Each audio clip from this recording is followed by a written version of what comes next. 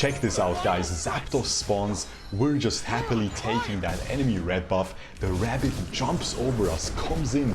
But who does he think he is? I'm gonna crit him. You see that? That is not a basic attack crit, guys. That is the Unite move critting. And that's why you take the Scope Lens on this build. And it is absolutely insane. Yo, you're watching Shurkou, we're back with some more Pokemon Unite, and in this video I will be showing you guys the best Crustle build in the entire game, the best moveset, the best held items. I'll also give you lots of tips on how to play this Crustle strategy very efficiently, and again, this is by far the best way to play Crustle, because pretty much everybody in high ranks agrees there's no Crustle players that don't use this build in master rank. Everybody using the exact same setup here, and yeah, it's honestly just amazing. It is super fun to play, and it is very different from any other strategy in the entire game. Before we get into the build, make sure to subscribe, ring the notification bell so you don't miss any further Pokemon Unite content on this channel. And again, as you can see, we're laning with a fluffy tail. Now this is already awkward. I also died. Now this is also awkward, but that is all according to plan. I'm just kidding, I'm just dumb. But this will show you how I can actually come back really efficiently with this strategy, even after a terrible early game like I had there. I mean, I died. There's nothing worse than that pretty much in this game. But yeah, I'll show you how you can actually come back really well with this build, because again, we have the fluffy tail, so we're able to still contest, and I am able to secure the Vespi Queen right there. But we don't just take fluffy tail for the laning phase, because with this build you go for Shell Smash and you go for Stealth Rock, and our held items are completely built around improving Stealth Rock as much as possible. So first of all, we have that Scope Lens, because Stealth Rock can actually crit. Not a lot of people know that, but yes, it can crit, and it is absolutely insane if it does crit, because the damage, if you don't know how Stealth Rock works, the longer the enemy stands in that AoE, the more damage it will tick for. So it ramps up further and further over time. So if you're playing against the Crustle using this strategy, you want to run away as fast as possible when it throws Stealth Rock at you. Not only that, but the Unite move, the little tremors that Crustle creates, can also crit the little tremors around the Crustle. And as you can see, we're already completely back in the game. I farmed so much already with that fluffy tail, able to get so many last hits on these wild Pokemon. Quick little info for those of you who don't know what fluffy tail does, because it is not a mainstream battle item that a lot of people take. Basically, you can use it on wild Pokemon, Zapdos, Dreadnought as well, Rotom as well, so it's really useful for objectives, and it makes you deal more damage the lower that wild Pokemon is, and it also stuns them really briefly at the start, right when you use it. So it is really good for this Crustle strategy. You basically go into the enemy jungle with Shell Smash, you're super fast, so they can't catch you even if they try to gank you in the enemy jungle. You throw the Stealth Rock at the buff, you use the fluffy tail, and you run away. You just sprint away, and you will get the buff, you will mess around with the enemy jungler, and you will get lots of Pokeballs for you to score with. And that's exactly why our second held item is that score shield, guys. That's what this whole strategy is about. In this game, I actually wasn't scoring too much. I was really trying to show you that you should still join your team. It's really easy to play this build by never joining your team. You know, you can just always be in the enemy jungle, always be, you know, farming the enemy Odinos as well, because you can run through this slowing zone with Shell Smash and you won't be slowed. And here you will, I think, see, yeah, look, see these crits coming from the Stealth Rock? Very potent. We get the Unite move and we're able to deal so much damage. Just take a look at this. See, I run the Wiggly down and we're just doing so much damage. It's absolutely hilarious, and I didn't even crit a single time. Even unlucky right there. And I would have taken down that rabbit as well, but is able to flame charge over the wall and escape. But you can really see the strength of this build. And again, I'm able to get this level lead because I'm not stealing anything from my jungler. Don't steal from your jungler. Steal from the enemy jungler. If you have good macro, if you look at the minimap frequently, if you see how many people are coming for you, if like 2 or 3 people come, easy. You escape with Shell Smash. It makes you so fast, no counterplay pretty much, and this damage is pretty nice. Like, again, you are a defender, so you're not going to be dealing damage like a Lucario, like a Zeraora, like a Cinderace, but you deal a decent amount with this setup. And again, this is how all these Crustle players play.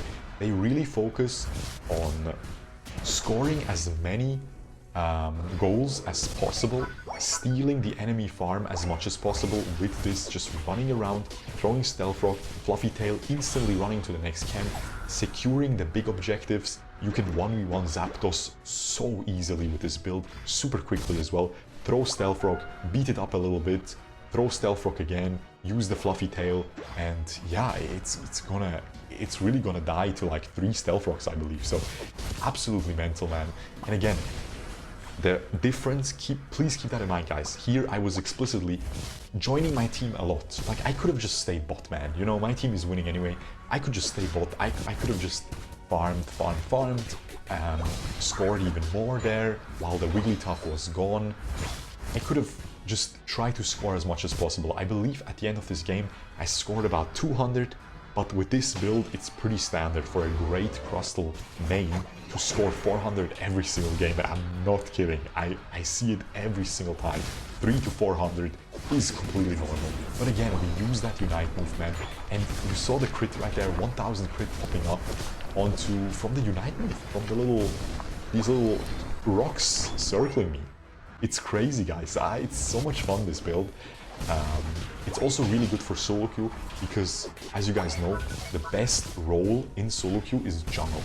And if you can mess with the enemy jungler, you're setting your team up for great success. So I'm a huge fan of this for solo queue, guys. You should really try it out.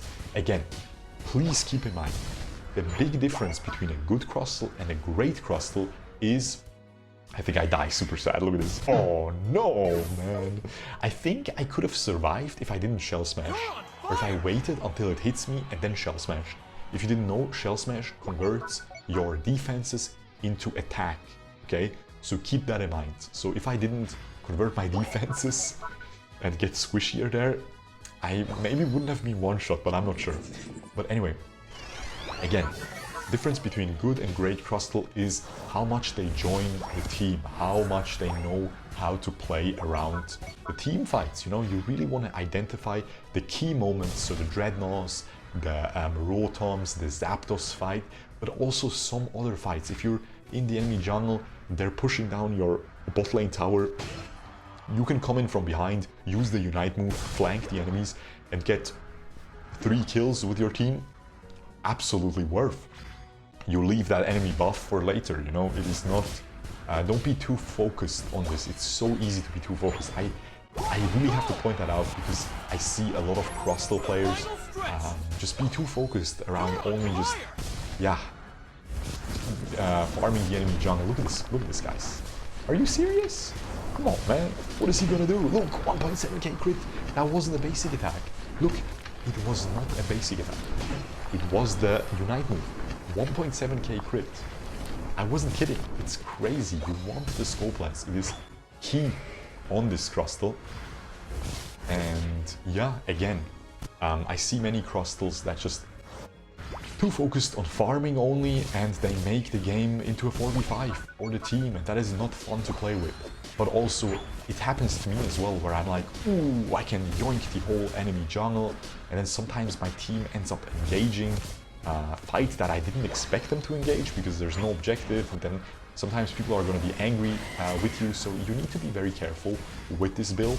But I think if you get really good with it, if you get good at identifying the situations where you can go and farm the enemy jungle, steal the enemy jungle, you know, you obviously need to time the enemy jungle camps as well.